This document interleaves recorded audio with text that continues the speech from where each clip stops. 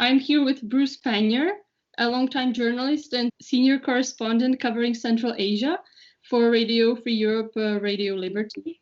He writes the Kishlok Ovozi blog and appears regularly on the Majlis podcast for RFE RL. They are both focused in more depth on Central Asia. If I mispronounced anything, please correct me. Well, it was amazing. You even got the Uzbek words right. Congratulations. Thank you. And firstly, I would want to ask you, how did you get all the way from United States to covering Central Asia in Prague, since it is a region that isn't much talked about in the Western world and media in general? Yeah, that's true.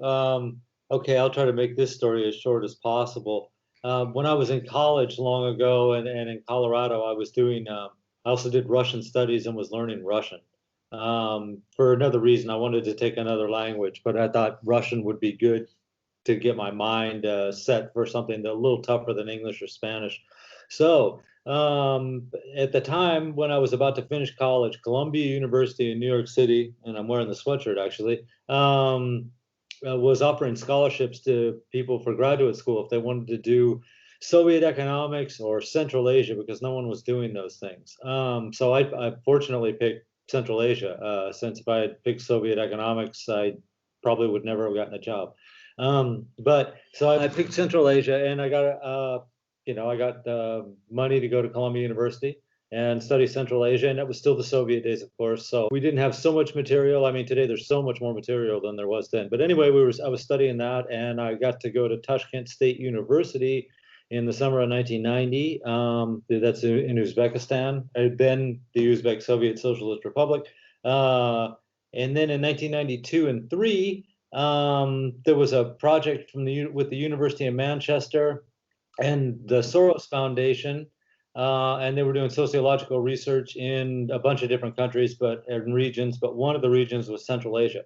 So this teacher in Manchester found out that I was at Columbia University doing Central Asia, which hardly anyone did at the time, and asked me if I would go and live there in villages for at first 9 months, but I ended up staying on for 21 months. And help with the research there. He had local people doing teams of 2 that were out there with a list of questions they were asking people about. And so I went out between all these different groups in Kazakhstan, Kyrgyzstan, Turkmenistan, and Uzbekistan, like I said, for 21 months. And about the time I was finishing my work on my dissertation, I came out to Prague. I'd finished with Central Asia. I'd gone back to New York, and a friend of mine was in Prague. So he said, don't sit out there in New York, come to Prague. This was 1994. He said, come to Prague, beer's really cheap. It's really nice place. You have a great time out here, and you can work on your dissertation while you're out here. So I came, and shortly after I got here, this organization called the Open Media Research Institute opened. They were funded partly by the Soros Foundation and partly by Radio Free Europe, Radio Liberty. And they were looking for someone who knew something about Central Asia. And of course, I had just left Central Asia 16 months before that, after living there for 21 months. So I got a job right away with them.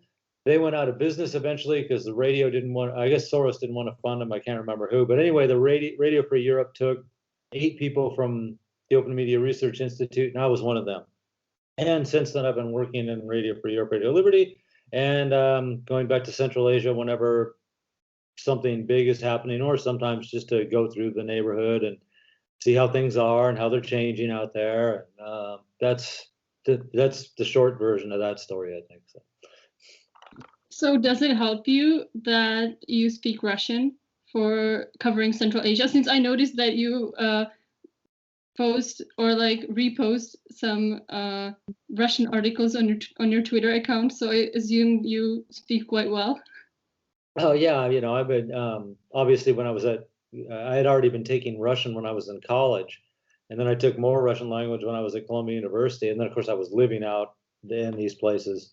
And sometimes I knew the local languages enough I could get by, and sometimes I didn't, and we would speak Russian. This is 1992 and 1993. So a lot of people still spoke Russian at that time. The Soviet Union had just fallen apart. So yeah, it helps because there's more there's much more information about Central Asia in Russian than any other language. Even if you know the local languages, it's confined to that one country. There's not that many media outlets. They don't report on, with the exception of maybe Kyrgyzstan. A lot of it is only state media, so it's not objective reporting a lot of times. Whereas Russia, since Central Asia was part of Russia for at least 150 years, depending on how you measure when they got there.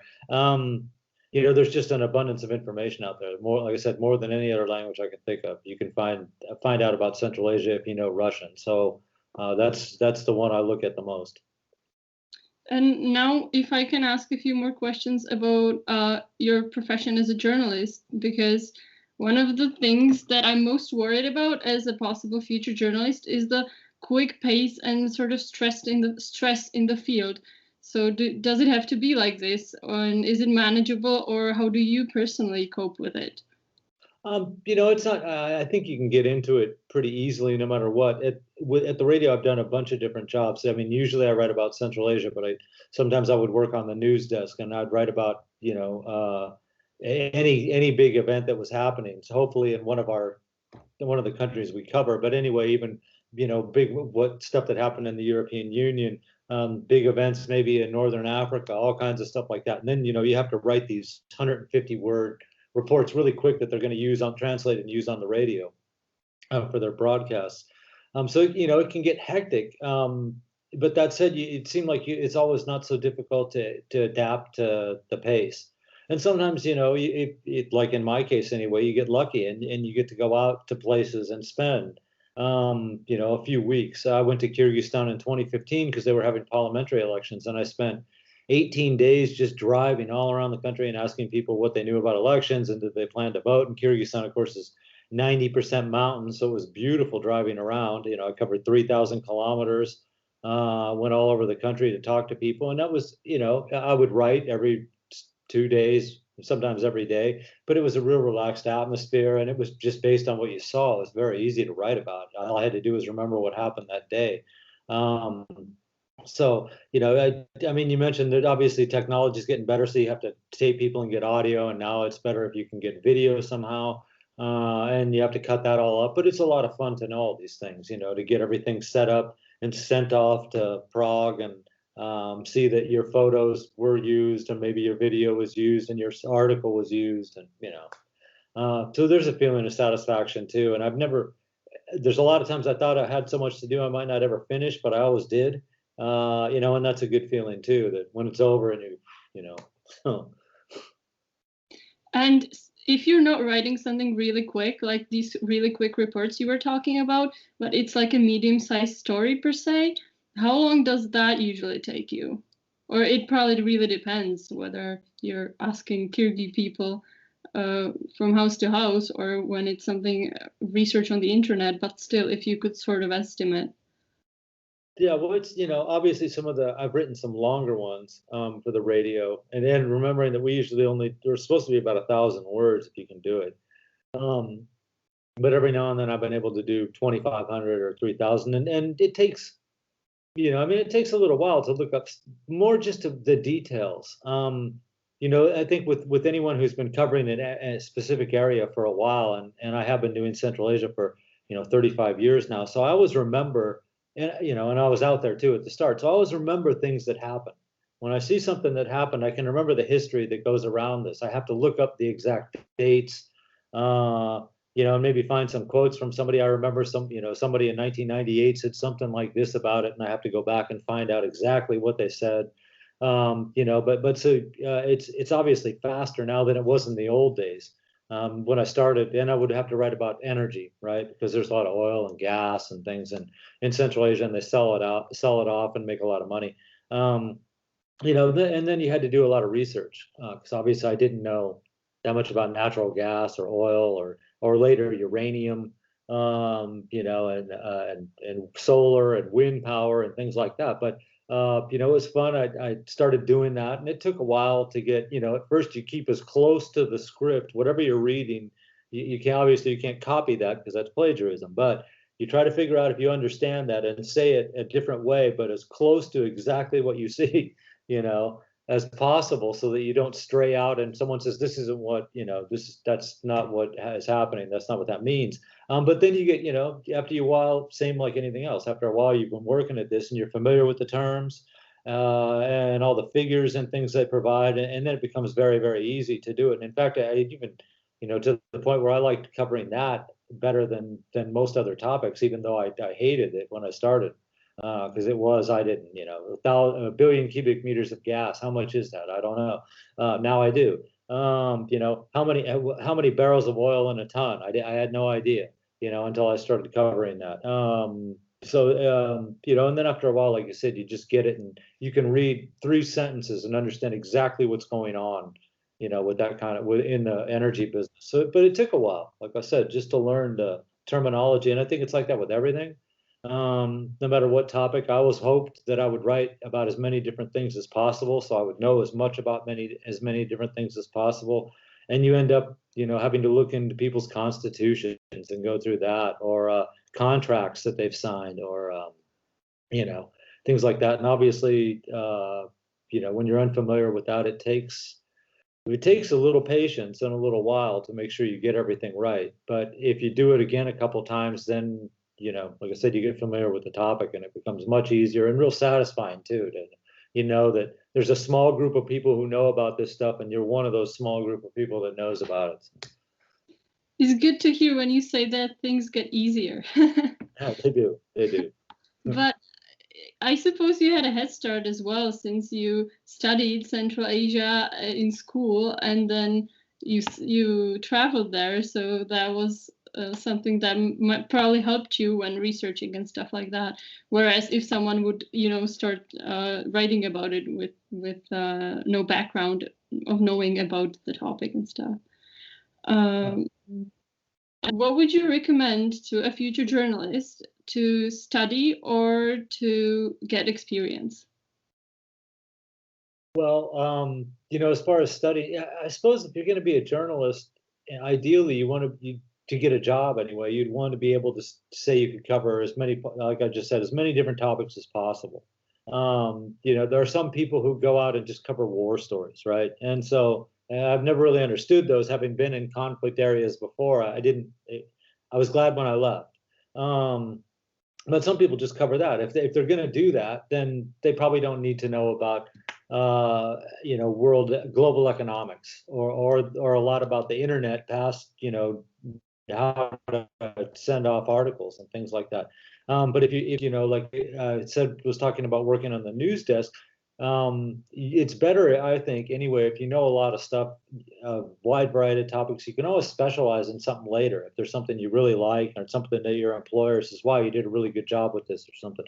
Then you can kind of focus in on just that one thing. So it's really important, I think, to know about as many topics as you can. And as far as writing, a lot of people offer opportunities to write for them. Unfortunately, not everyone pays, and I couldn't even tell you, maybe only half of them pay or something like that. But certainly at the start, it's really important to get stuff out there. So your name, it looks good on your CV. Your name is already out there, and you'll get feedback from people at the start too.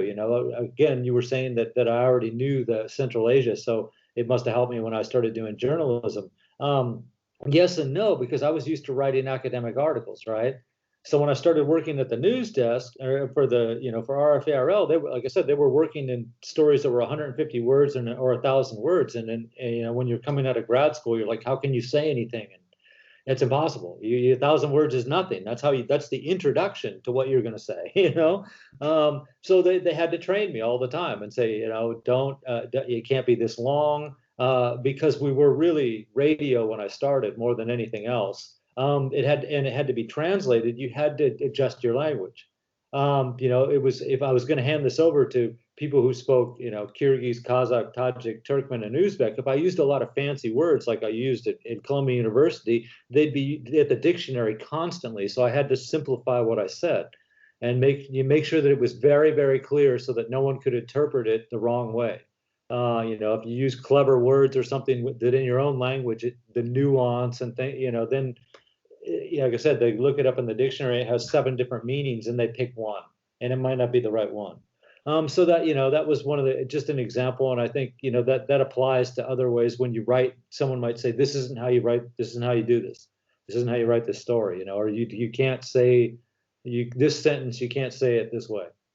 There's a lot of things you have to remember too when you're writing publicly, that you're under legal obligations too. There's slander laws, things like that too. So you sometimes, although you might want to write something that you feel very strongly about, you also have to remember that if you use certain language or accuse somebody of something without having any evidence to do it at all, you put your organization in trouble.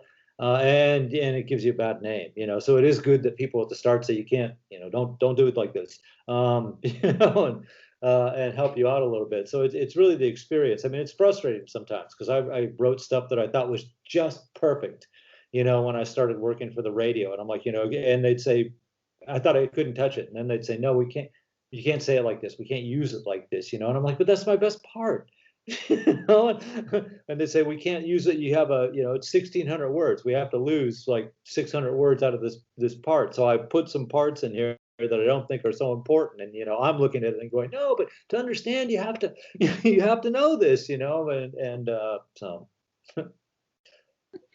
I understand. And do you think the profession of a journalist is valued enough, both, respect-wise and salary-wise?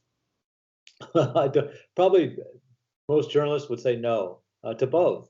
I think it is. It's obviously really important because people need to know the truth. We're living in an age where there's so many different ways of putting out information, and so much of it is either bad information or just outright fake information.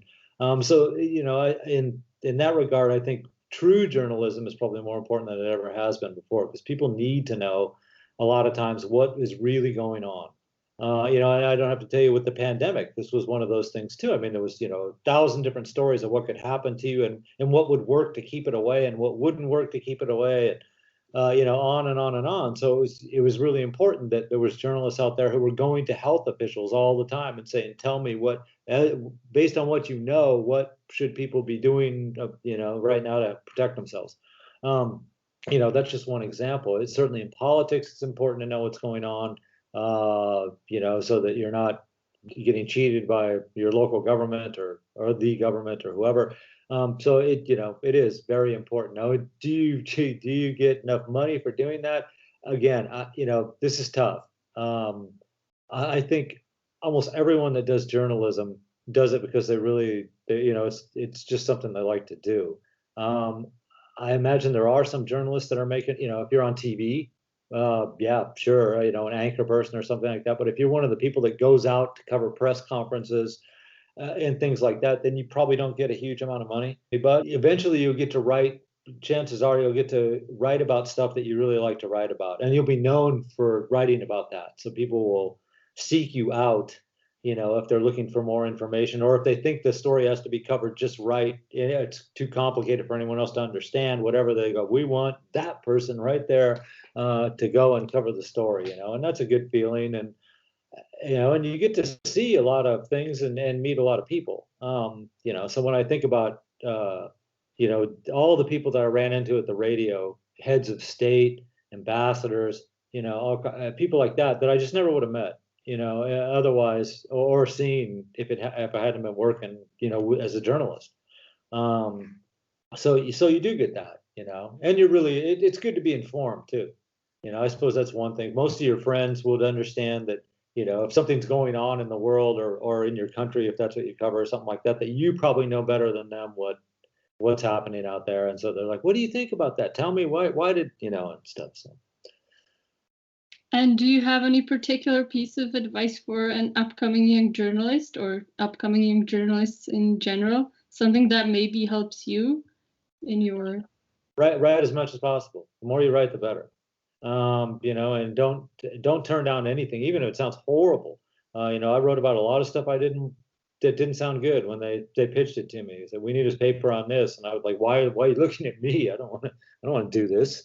So just take whatever they get. The experience is what's important, especially at the start. And if you have to write a couple thousand words a day, you can just be have some consolation that 10, 15, 20 years down the road, you won't be writing that many words a day, and you will be working on longer articles where they're like, we want take 2 weeks, take 3 weeks, give me a big report on this topic, and so it's satisfying, and at the same time, like I said, it gives you a certain expertise and knowledge that other people don't have. Thank you so much. You're welcome. I'm glad to help.